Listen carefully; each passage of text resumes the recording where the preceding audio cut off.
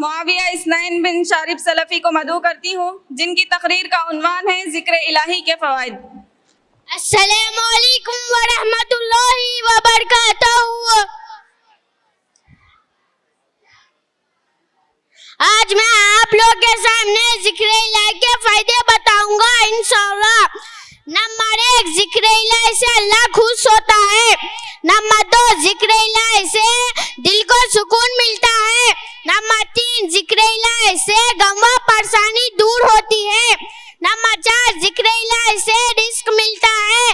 number 5, ज़िक्र इलाही से शैतान भाग जाता